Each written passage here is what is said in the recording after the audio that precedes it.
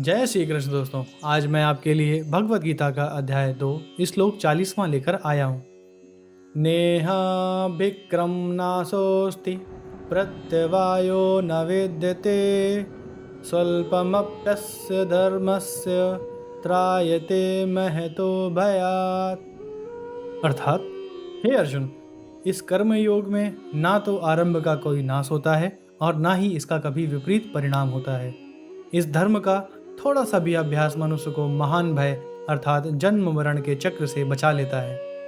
श्री कृष्ण अर्जुन को विस्तार रूप से समझाते हुए कहते हैं, हे पार्थ, इस संसार में हर कार्य का कोई ना कोई फल है, कभी लाभ, कभी हानि, कभी यश, कभी अपयश।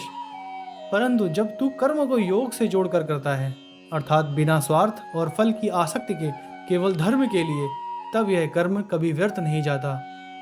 युद्ध से भागना तुझे विनाश की ओर ले जाएगा, लेकिन धर्म के मार्ग पर एक छोटा सा कदम भी तुझे भय से मुक्त कर देगा।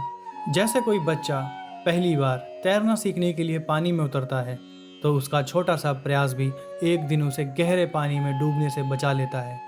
वैसे ही स्वधर्म का अभ्यास भी तुझे संसार रूपी महासागर से पार ले जाएगा। चलिए कहानी के माध्यम से इस श्लोक का मर्म समझते हैं। बहुत समय पहले एक राजा था।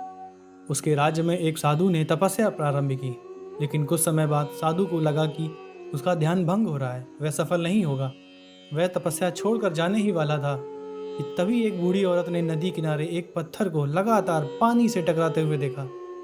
वर्षों की धारा ने उस कठोर पत्थर में गहरा छेद कर दिया था।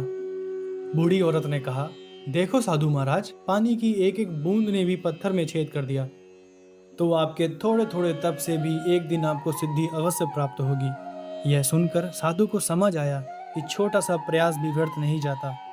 उसने तपस्या करना जारी रखा और अंततः एक दिन महान सिद्धि प्राप्त की।